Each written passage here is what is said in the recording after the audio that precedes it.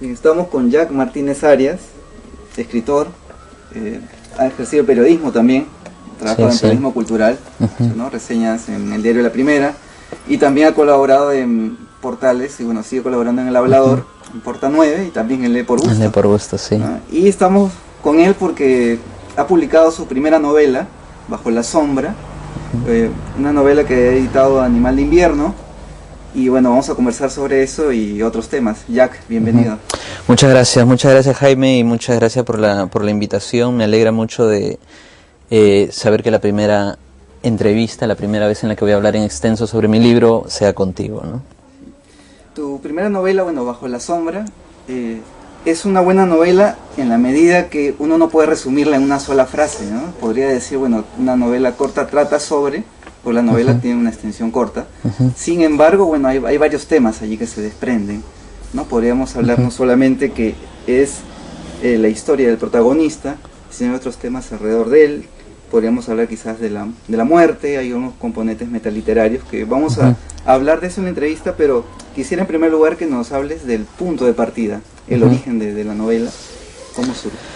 Sí, yo había dejado de escribir ficción por cerca de 2 o 3 años más o menos, desde que decidí empezar con una vida académica, desde que decidí empezar a estudiar en el extranjero. Me abrumaron muchos otros tipos de textos, ¿no? Textos de filosofía, textos teóricos, y sin embargo el año pasado, más o menos por estas fechas, sucedieron un par de eventos aquí en Lima, cerca de donde vivo. Un amigo muy querido de infancia, al que no había visto por mucho tiempo, fue encarcelado bueno, no interesan ahora mucho los motivos. Entonces lo visité y comencé a volver de alguna manera a este mundo de mucha violencia, a este mundo muy marginal, y comenzaron a regresar muchos miedos de adolescencia con respecto a este tipo de atmósfera, y entonces fue que comenzó a despegar en mí la necesidad de escribir esto, ¿no? Es más, las primeras líneas del libro son las primeras líneas que yo escribí, ¿no? O sea, ese fue el punto de partida. Y este punto de partida es este protagonista que se llama Joaquín, que trabaja pintando tumbas, ¿no? Sí, y ataúdes, perdón, ¿no? Exacto. Su trabajo es un artista de la muerte, como le dice uno de los personajes, ¿no? Sí. Entonces empieza con este evento, en realidad, la novela. No fue una imagen, una idea, una frase. Exacto. Empieza con este evento. En realidad podríamos llamar la imagen de alguien pintando ataúdes, ¿no? Pero no pintando en el sentido de simplemente dándole un color, ¿no? Y bueno, ya cuando se lea el libro se van a poder dar cuenta, cuando habla de pintar ataúdes se refiere a darle diseños, diferentes diseños a los ataúdes, ¿no? Muchas veces cuando mueren algunos muchachos metidos digamos, en la delincuencia, cuando mueren en balaceras o cuando mueren en ajustes de cuentas, son enterrados con cajones decorados, no sé, insignias de equipos de fútbol o santos o cantantes populares, ¿no? Entonces, de alguna manera, a eso se dedica mi personaje, ¿no? Al inicio de la novela, sí. A ver, intentemos un poco poner en contexto. A quienes todavía no leen la novela, ¿de qué trata? Te hablaba, bueno, de varios componentes y aristas que tiene la novela. El protagonista de esta novela es Joaquín, como estábamos diciendo hace un rato. Bueno, él se dedica a pintar ataúdes, pero ahí empieza, bueno, la relación y esa búsqueda también que él tiene. Ha vivido con una madre que tiene muy presente la figura del padre que ha fallecido y que le saca en cara, ¿no? al hijo, el no parecerse a él, ¿no? Hay una relación ahí entre el ámbito intelectual en el que se desarrolla el padre y el hijo que está en búsqueda porque no ha tenido, bueno, un referente, ¿no? Exacto, que encuentra en otra persona. Y hay temas ahí, empezamos hablando de los temas quizás. Empecemos primero con lo de la muerte, ¿no? Desde el epígrafe, ¿no? Que es un verso de Vallejo, ¿no? de España, aparte de Sí, Mr. Cáliz. exacto. La dedicatoria, ¿no? A Julia, mi muerte inmortal. Está ahí un tema ahí, la muerte. Sin embargo, no es el único, pero podemos hablar también de la pérdida, Exacto. de la creación misma, ¿no? Creación literaria y creación como procreación, ¿no es cierto? Sí.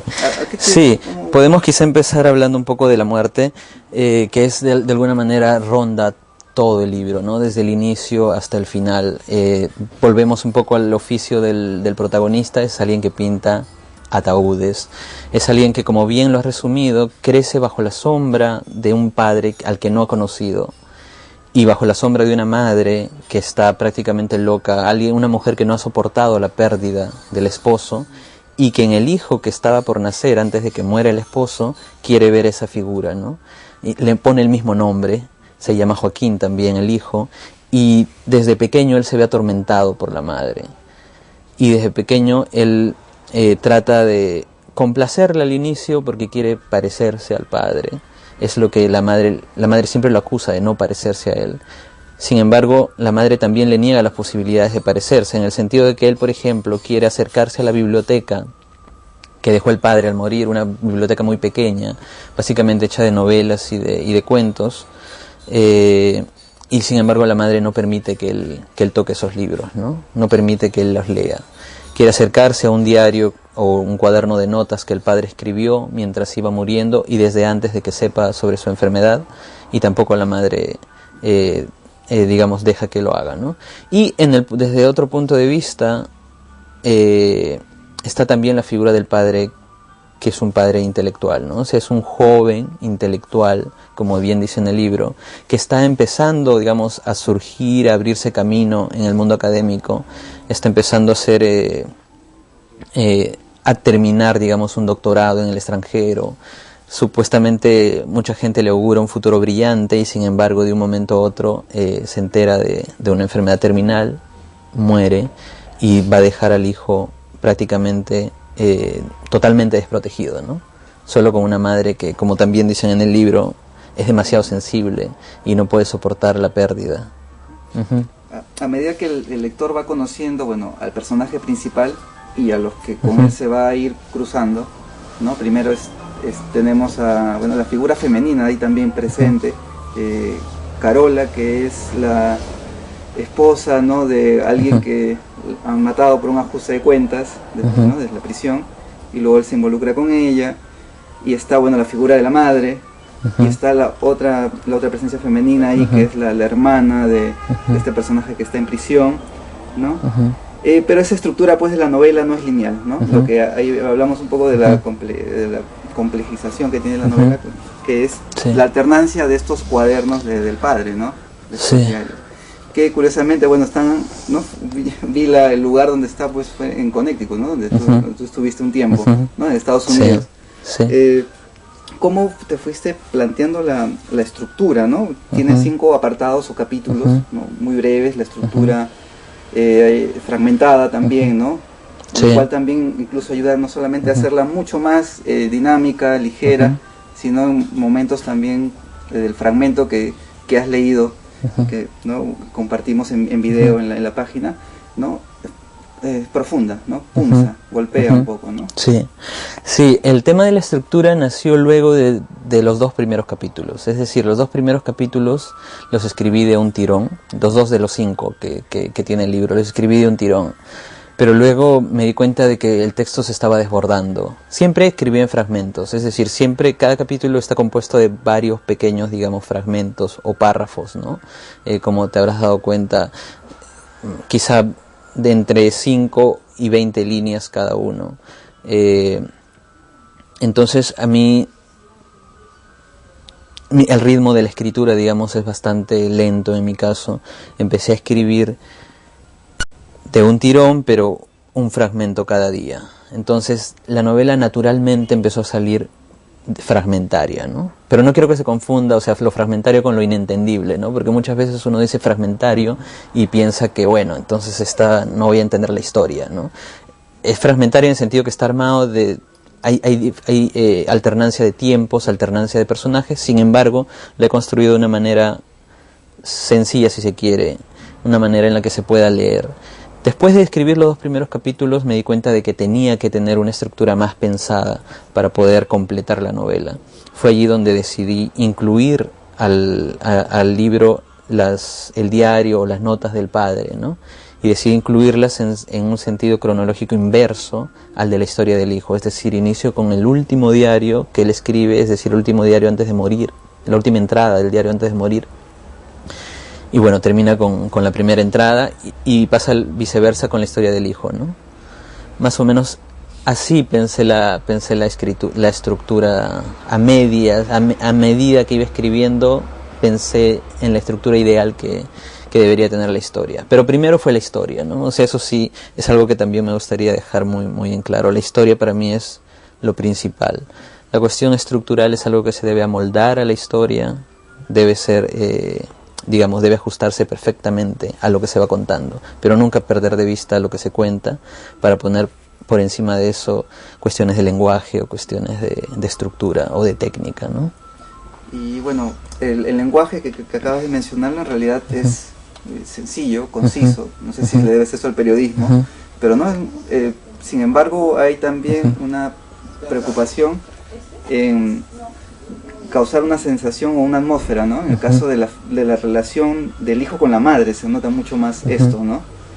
Y sobre la curiosidad que tenía en realidad era cuál ha sido lo más trabajoso, si ha sido acaso este ensamblaje, más bien de la, sí, ¿no? de la novela. Sí. De la novela. Sí, paradójicamente, y esa es una pregunta que algunos lectores que ya han leído la novela también me la han hecho, ¿no? Porque al parecer la estructura parecería que demandó de mucho tiempo para poder armarla, parecería que es un rompecabezas complejo, y sin embargo yo debo decir que no, de alguna manera yo creo que es la estructura que casi naturalmente salió para acoplarse a la historia que se estaba contando, ¿no? Quizá esto sea muy abstracto, pero creo que la historia demandaba esa estructura. Yo lo único que hice fue darle la estructura que la historia me estaba pidiendo, ¿no? No fue, o sea, yo no tardé mucho tiempo en armar, digamos, esto, en la cuestión artificiosa de la novela, ¿no? Y en el caso de los personajes que están alrededor de Joaquín, que es el protagonista, porque ahí sí hubo una planificación, porque cada personaje que aparece se cruza con él, cumple una función específica, ¿no? Es Carola, la mujer con la que él primero está. Hay una referencia que es Sebastián, este pintor que es el que lo lleva, ¿no? Deja que él tenga esta vida de delincuente o de inicio de delincuente, y es la referencia paterna que él no tuvo, de alguna manera, ¿no? Él lo dice ahí, ¿no? Textualmente, ¿no? Él ha sido mi referente, ¿no?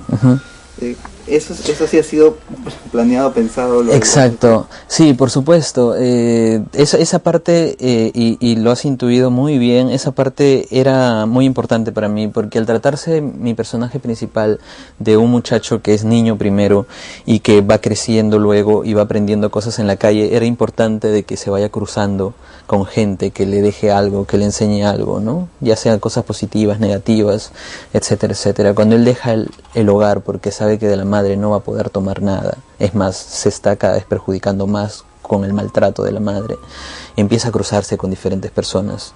Una de esas personas es Sebastián, es un muralista que lo encuentra en la calle mientras Joaquín está volviendo de hacer unos robos, y Joaquín se queda impresionado mirando la pared que Sebastián está pintando, ¿no? Y Sebastián es alguien que tiene mucha, digamos, es muy fácil es muy emotivo, y le dice, oye, pero ¿qué haces tú? Deja lo que estás haciendo y ayúdame a pintar. Entonces, así de alguna manera Joaquín se empieza a meter un poco en el mundo de la pintura, ¿no? Hasta que, claro, aprende a pintar junto a Sebastián, y luego ya esta relación que de alguna manera es paterna, como bien lo señalas, se rompe, ¿no? De una manera muy fuerte, pero quisiera mencionar, bueno, también quizás lo que es el nervio de la novela, ¿no? Que es precisamente estos cuadernos, estos diarios del padre, ¿no? ¿Por qué digo esto? Porque encuentro, bueno, que hay una relación ahí entre la creación literaria, en este caso, porque es el padre que está siguiendo un doctorado en Estados Unidos sobre filosofía, y hay algunas ideas ahí de él, de la filosofía evolucionista, etcétera. y que está en contra, ¿no? Ahí a la mano o muy cercano a la creación humana o procreación, ¿no? Incluso dice, hay una frase que él dice, bueno, yo en realidad quiero tener un hijo no por amor, le dice a la esposa, sino simplemente por mis ideas de la filosofía evolucionista y un poco la mujer la descompone un poco, aunque, ¿no? Sí, exacto, sí, en los diarios básicamente el lector puede acercarse al padre a través de la lectura de los diarios, ¿no? Y en los diarios lo que se encuentra es justamente esta visión de un intelectual, que es el padre, un joven intelectual que es demasiado, desde mi punto de vista, está demasiado imbuido en lo teórico y demasiado cegado por lo teórico. Empieza escribiendo el diario diciendo voy a dejar la literatura para siempre, pero antes de hacerlo voy a escribir una novela. Entonces aquí en el diario voy a escribir la historia de esa novela. Mientras tanto voy a empezar con mi doctorado en filosofía. Entonces más o menos esa es la trama del diario. Y mientras va estudiando filosofía se encuentra con luminarias de la filosofía evolucionista, por ejemplo, que le dicen, o sea, el hombre está aquí para procrear, ¿no? Ese es el fin último del hombre, por dar un ejemplo, ¿no? La felicidad, el matrimonio, no sé, los viajes, todo lo que tú quieras, todas las experiencias vitales que tú tienes son simplemente secundarias y están rodeando el acto principal. El acto principal es la procreación. Él lee estas teorías de científicos evolucionistas y le cambia la percepción, porque él nunca quería tener hijos. Le cambia la percepción y le dice a su mujer, voy a tener un hijo, ¿no? La mujer le dice ¿por qué? Y él le dice porque lo leí en los libros. Entonces la teoría y los libros están tan dentro del joven intelectual que hace que él maneje su vida de acuerdo a lo que va leyendo, ¿no? Y este es solo un ejemplo, ¿no? Como puedes ver en la novela, hace lecturas de Heidegger también, ¿no? Y de antropólogos portugueses, franceses, filósofos, en fin, hay varias lecturas. Sí, bueno, mencionaba esto del nervio de la novela, esta parte, porque se confronta con lo otro que es la calle, ¿no? Es el hijo que está, bueno, no, la madre le refriega siempre que el padre es un intelectual y que él no se le parece y que no lo será, que es un inútil, en el colegio saca malas notas sin preocuparse por ellas. Y hay una frase ahí, ¿no? Dice, cuando él piensa, ¿no? Lo que dije es que allá afuera no alcanzaba con bonitas palabras, ¿no? No alcanzaba con leer o escribir libros, ¿no?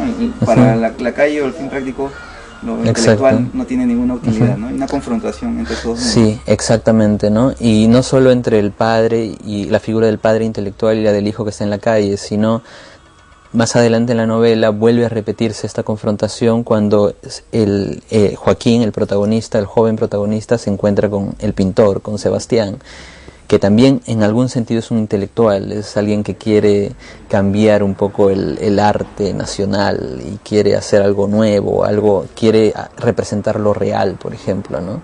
Según él. Pero Joaquín luego se da cuenta de que lo intelectual, tanto Sebastián como el padre de él mismo, están aislados. Hay una pared muy grande entre lo que ellos creen, piensan teóricamente y lo que la realidad de Joaquín es, en la realidad que él conoce, ¿no? Los fines prácticos de la vida cotidiana, ¿no?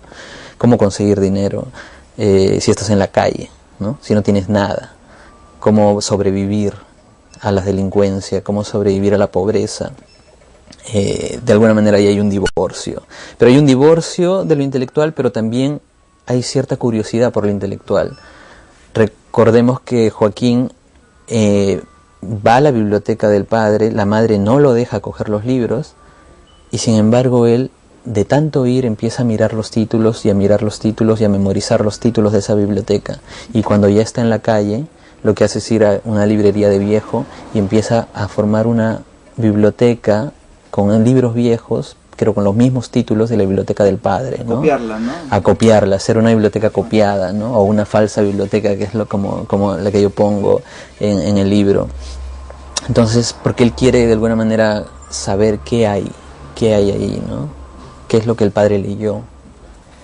¿Y cuáles son los demonios, bueno, para hablar en términos vargasosianos, o temas que a ti tienes como permanentes, no sé, ideas que reconoces como tuyos en la novela? Esa Sí. me da mucha curiosidad saberlo. Sí, bueno, hay muchos, yo por no decir, o sea, a mí lo que me encantaría decir es que la novela está hecha de mis demonios, ¿no? Porque yo creo que solo cuando alguien siente, cuando a alguien le duele, o cuando alguien teme, o cuando a alguien le apasiona, o se indigna, qué sé yo, cuando alguien tiene un sentimiento fuerte por un tema en especial y escribe sobre eso, yo creo que esa es la única manera en la que puede pretender de que alguien que lea esa escritura también se sienta de alguna manera movido, conmovido. Es decir, yo creo que uno debe escribir sobre lo que realmente no solo le interesa, sino de alguna manera causa un sentimiento, ya sea de rechazo, de admiración, ¿no? Entonces hay muchas cosas, pero básicamente yo hablaría del tema de la muerte, por ejemplo, que es algo que siempre ha rondado en mí. Desde que más o menos tengo uso de razón, el tema de la muerte es algo que siempre ha estado alrededor mío, no solo por las personas que he perdido, sino también por el barrio, los lugares donde he vivido, donde han habido muchas balaceras, muchos caídos, muchos asesinatos de diferente índole, ¿no? Entonces, desde niño, la idea esta de la gente muriendo ha estado alrededor mía, ¿no? Eso por un lado. Por otro lado, el tema este del que yo te hablaba, esta barrera entre lo intelectual y el mundo real, si se quiere, o el mundo cotidiano, también es algo que a mí me intriga mucho. O sea, yo estoy haciendo un doctorado ahora en Estados Unidos, entonces ese es un tema de discusión constante, ¿no? ¿Qué tan aislados estamos de lo real, de la realidad? Y si es que es importante establecer un vínculo o no es importante establecer un vínculo. ¿Son dos mundos paralelos o se tienen que intersectar en algún momento, ¿no? Y si se hace eficientemente o no se hace eficientemente. Es decir, una serie de preguntas con respecto a eso. En fin, esas son un par de cosas, pero digamos, el libro está lleno de cosas. Yo he procurado escribir sobre las cosas que más me asustan, me duelen o me apasionan, ¿no? Quizá por eso es una escritura muy, como tú llamabas, ¿no? Hablabas de nervio, ¿no? Francisco Ángeles habla de sangre en su último libro, por ejemplo, ¿no? Y bueno, tiene diferentes nombres, ¿no? Fibra, lo dicen otros, en fin. ¿Y te escribirías algo más autobiográfico? Hago la pregunta porque nadie podrá decir que tú eres Joaquín o eres el Joaquín padre, ¿no? Que acaso es un mix de ambos un poco y has podido desprender eso. O sea, alguien que lea tu novela no va a seguir los rastros diciendo, no, exactamente él es Joaquín. No, exacto. Hay un trabajo y has disfrazado eso para que no haya huella. Pero ¿escribirías algo en adelante más autobiográfico, más autorreferencial? Solo si es que me ocurriría algo extraordinario, ¿no? Es decir, si pasara conmigo algo digno de convertirse en ficción, es decir, algo que a la gente le pueda interesar, ¿no? Y es más, algo que sea válido para la literatura, algo que aporte algo a la publicación. Lo que a mí me interesa es siempre en la literatura encontrar algo nuevo, algo que aporte, algo que yo no haya visto antes de una u otra manera, ¿no? No hablo de originalidad, hablo de algo, una reformulación de temas, una reformulación interesante, ¿no? Como lo que tú dices, es decir, el libro, en mi libro hay una serie de cosas y una serie de personajes, y de alguna manera yo como autor estoy dividido un poco en todos estos personajes, pero al mismo tiempo muchos de estos personajes son digamos el producto de personajes reales, ¿no? Algunos de estos personajes, digamos, yo los he conocido y lo que yo he hecho es transformar un poco sus historias, pero sí, hay 3 o 4 personajes de los que he tenido noticia. Y con esta novela empiezas un camino ya para seguir escribiendo sostenidamente. Es más, ya estás trabajando en otra novela o estás más bien terminada esta, piensas reposar más bien. Sí, eso es muy difícil. Es muy difícil para mí de determinar qué es lo que se viene en adelante, ¿no? Quiero escribir, sí, pero cuando quiero. O sea, no escribo disciplinadamente. Este libro lo escribí muy rápido, después de 2 años de no escribir absolutamente nada de ficción. Leer mucho, obviamente, leer mucho de ficción, pero no escribir absolutamente nada. Y antes de ese periodo había escrito cuentos, pero digamos nunca había terminado de cerrar un libro, ni de cuentos o novela, ¿no? Nunca había terminado de cerrar nada. Es como que viene algo, lo que decía al inicio, viene un tema que me atraviesa por completo y que me demanda la escritura, ¿no? No sé cuándo volverá. He iniciado una nueva posible novela, pero es posible que no la termine, posible que sí, ojalá que sí.